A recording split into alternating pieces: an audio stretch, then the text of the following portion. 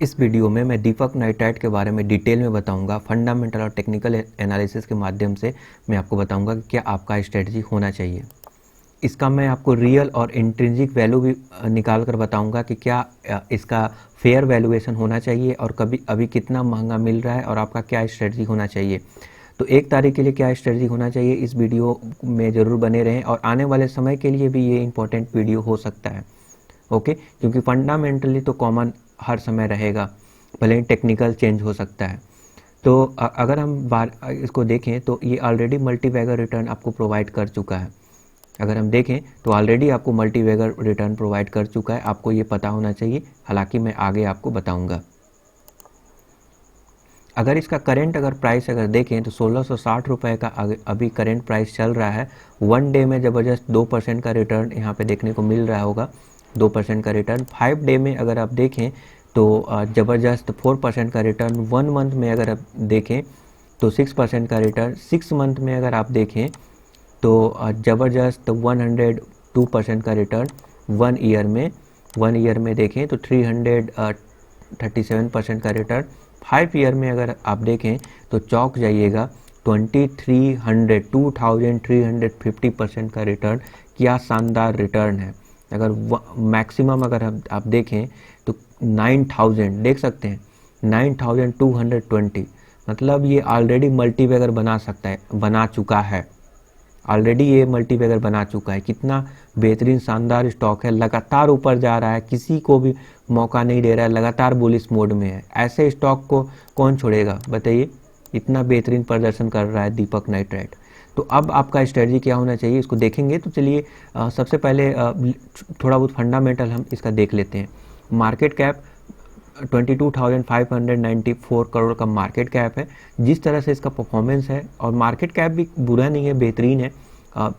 बहुत ही मीन्स ज़्यादा वोलाटाइल भी नहीं है। हाईली लिक्विडिटी यहाँ पे बेहतरीन है। ये आज के डेट में ये लो रिस्की भी लगता है। हालांकि वैल्यूएशन ज़्यादा है, फिर भी बहुत रिस्क, उतना ज़्यादा रिस्क यहाँ पे नहीं है, इन्वॉल्व है। पी रेशियो के बारे में बात करें तो 34 चल रहा है। इट्स ओके, देखेंगे आगे। नाउ ये कंपनी आपको डिविडेंड भी देगा। फेस वैल्यू 2 चल रहा है। ओके, इंडस्ट्री का अगर हम पी रेशियो अगर मैं दिखाऊं तो 21.2% और इसका पी 34.3% चल रहा है। ओके, अगर इसके पीयर के साथ अगर हम कंपैरिजन करें तो दीपक नाइट्राइट का पी रेशियो अभी कम देखने को मिल रहा है। और अगर इसका क्वार्टर प्रॉफिट वेरिएशन देखें तो 38% इसका शानदार है, बेहतरीन है। एज़ कम्पेयर टू अदर्स ये बेहतरीन है। लिंडे इंडिया में थोड़ा ज़्यादा देखने को मिल रहा है, उसके बाद दीपक नाइट्राइट का ही नंबर आता है। कंपाउंडेड सेल्स ग्रोथ अगर देखें तो 26% का रिटर्न 5 ईयर में, 3 ईयर में 46% का कंपाउंडेड सेल्स ग्रोथ। और कंपाउंडेड प्रॉफिट ग्रोथ के बारे में बात करें, जो ग्राउंड लेवल पे जो प्योर मुनाफा है वो यहाँ पे देखकर चौंक जाइएगा। 5 ईयर में 63% का ज़बरदस्त कंपाउंडेड प्रॉफिट ग्रोथ, 3 ईयर में 137% का प्रॉफिट ग्रोथ, ट्रेलिंग 12 मंथ में 24% का प्रॉफिट ग्रोथ।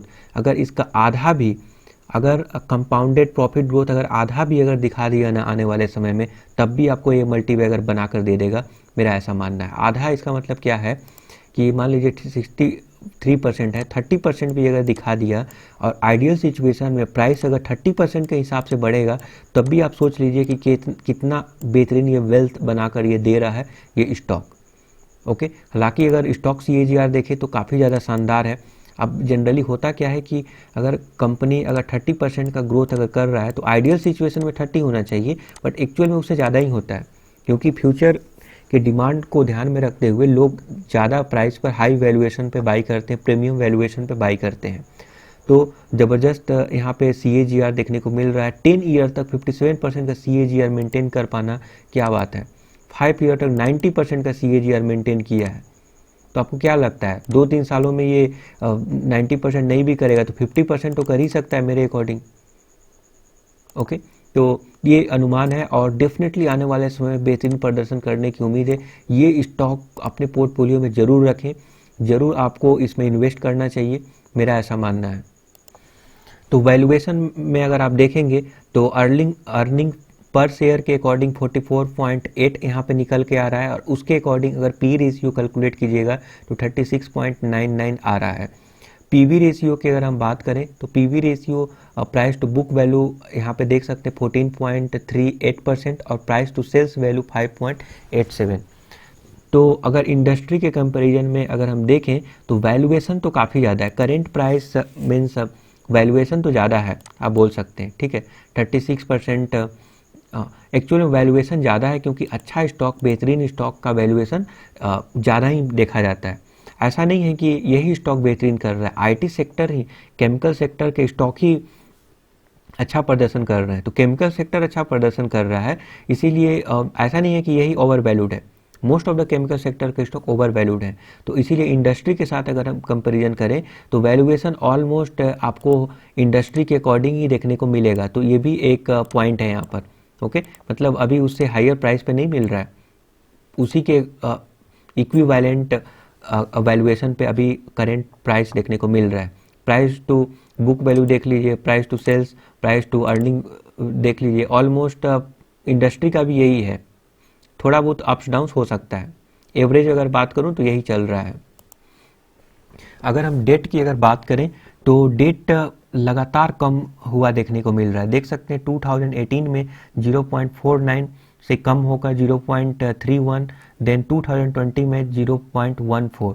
मैं आपको बता दूं कि अगर रेशियो 0.4 अगर है तो ये अच्छा माना जाता है, अगर इसे कम अगर है तो ठीक है, तो ये शानदार है। डेट ऑलमोस्ट आप बोल सकते हैं डेट फ्री है, क्योंकि बहुत कम डेट यहाँ पे देखने को मिल रहा है। ओके तो अगर हम यहाँ पे देखें कितना डेट है फिलहाल, तो 697 करोड़ का ये डेट है, तो as compare to market cap और अदर थिंग ये बहुत कम है, ठीक है। तो आप ये चल जाएगा, मीन्स ऐसा नहीं है कि ये बहुत ज़्यादा कर्जा ले लिया, ऐसा कुछ भी नहीं है। डेट ऑलमोस्ट डेट फ्री है, और ख़ास बात ये है कि लगातार डेट अपना कम कर रहा है, ठीक है, डेट कर्जा कम करते जा रहा है लगातार, ये इसका सबसे बिगेस्ट प्लस पॉइंट है। तो देख सकते हैं यहाँ पे लगातार 2008 से 2020 में कम हुआ है। अगर हम प्लेज शेयर के बारे में बात करें तो कोई भी शेयर प्लेज नहीं है, तो ये भी एक अच्छा चीज़ है, ठीक है, 0% प्लेज है, और क्या चाहिए। और क्वार्टरली रिजल्ट देखें तो रेवेन्यू में 25% की बढ़ोतरी, ऑपरेटिंग प्रॉफिट में 21.55% और एबिट में देख सकते हैं 26.86%। एबिट एक्चुअल में जो ग्रोथ होता है ना कंपनी का, वो दिखाता है। क्यों? क्योंकि अर्निंग बिफोर इंटरेस्ट, डिप्रिसिएशन और टैक्स, इसका मतलब ये है कि आपने कर्जा लिया है, आप टैक्स पे कर रहे हैं, तो थोड़ी ना किसी कंपनी का प्रॉब्लम है, थोड़ी ना किसी बिजनेस का प्रॉब्लम है, वो तो अब बेचारा अपना प्रॉफिट तो जनरेट करके दे ही रहा है। अब तुम टैक्स भर रहे हो, कर्जा लिए हो, तो ये बात अलग है, वो तो तुम्हारा प्रॉब्लम है। बट एबिट अगर देखें तो शानदार है, और शानदार ग्रोथ देखने को मिल रहा है।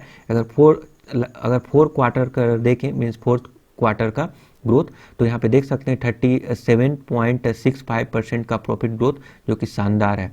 और क्योंकि अब इनके पास ज़्यादा कर्जा नहीं है, तो एबिट बेहतरीन है, तो डेफिनेटली यहाँ पे नेट इनकम में भी आपको अच्छा प्रदर्शन देखने को मिलेगा। नेट इनकम देखिए, नेट इनकम 27.25%, 38.19%, कर्जा तो बहुत कम है इनके पास, तो नेट प्रॉफिट, नेट इनकम हमेशा इंक्रीजिंग देखने को मिल रहा है, और ये काफ़ी ज़्यादा बेहतरीन और शानदार है।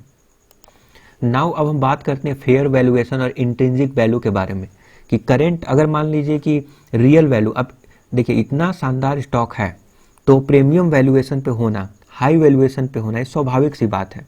आप सोचेंगे सस्ता मिलेगा, तो कब मिलेगा सस्ता? जब कोई पैंडमिक जैसा सिचुएशन आएगा, कोरोना वायरस जैसा फिर से एक अनसर्टेनिटी का माहौल बनेगा, लॉकडाउन लगेंगे, उसके बाद पता नहीं चलेगा कि आगे फ्यूचर क्या होगा, मार्केट गिरेंगे, ऐसा सिचुएशन आएगा तब मे भी लोअर वैल्यूएशन पे मिल जाए। अदरवाइज ऐसे स्टॉक क्या आप क्या आपको लगता है कि लोअर वैल्यूएशन पे मिलेंगे? आपको हायर वैल्यूएशन पर ही लेना चाहिए, किसी भी लेवल पर लें। मैं ये नहीं बोल रहा हूँ कि हायर वैल्यूएशन पे लें, डीप में लें, थोड़ा बहुत गिरावट हो रहा है, ऑल टाइम हाई पर ना लें, थोड़ा बहुत गिरावट हो रहा है तो ले लें। अब इसमें ज़्यादा गिरावट आप एक्सपेक्ट करेंगे तो ऐसा नहीं होगा। अगर मेजर प्रॉफिट बुकिंग अगर होता है, क्योंकि अभी मार्केट में कैसा माहौल चल रहा है, प्रॉफिट बुकिंग चल रहा है, most of the stock high valuation पे है, तो उसमें प्रॉफिट बुकिंग तो चलना एक स्वाभाविक सी बात है। बॉन्ड यील्ड बढ़ रहा है, तो लोग गारंटेड रिटर्न की ओर ज़्यादा अट्रैक्ट होते हैं। अब आपको पता है कि गोल्ड का प्राइस कम हो रहा है, सिल्वर का, तो लोग वहाँ पे जाके भी बाइंग करते हैं, इसलिए क्योंकि वहाँ पे वो वैल्यू जो है सस्ता होना एक अट्रैक्ट करता है, तो लोग यहाँ से पैसा निकाल कर उधर डालते हैं, क्योंकि अभी ओवर वैल्यूड हो गया है मोस्ट ऑफ द स्टॉक। तो प्रॉफिट बुकिंग होना एक स्वाभाविक सी बात है। तो और कोरोना वायरस का जो नया वेरिएंट आया है, इसीलिए केस भी बढ़ रहा है इंडिया में, तो बिजनेस भी प्रभावित हो रहे हैं। तो ये सारे रीजन प्रॉफिट बुकिंग के लिए एक बहाना बना लेते हैं, और जिसकी वजह से अभी चल रहा है। तो मे भी अगर थोड़ा नीचे मिल जाए आपको, तो आप मेरे हिसाब से आपको एक्यूमुलेट करना चाहिए। ऐसा स्टॉक कोई थोड़ी छोड़ता है। अगर हम यहाँ पे देखें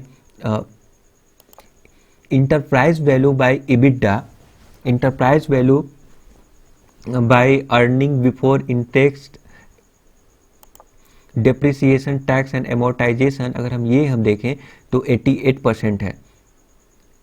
इंटरप्राइज वैल्यू बाय सेल्स अगर हम देखें तो 274% है। प्राइस बाय सेल्स देखें 344% के प्रीमियम पे ये ट्रेड हो रहा है। ठीक है, ये प्रीमियम पे ट्रेड हो रहा है, मतलब इतना वैल्यूएशन ज़्यादा हाई है। EV बाय EBITDA देखें तो 88% प्रीमियम वैल्यूएशन पे अभी ट्रेड कर रहा है। जो फेयर इस वैल्यू का प्राइस है उसे इतना ज़्यादा महंगा हो चुका है।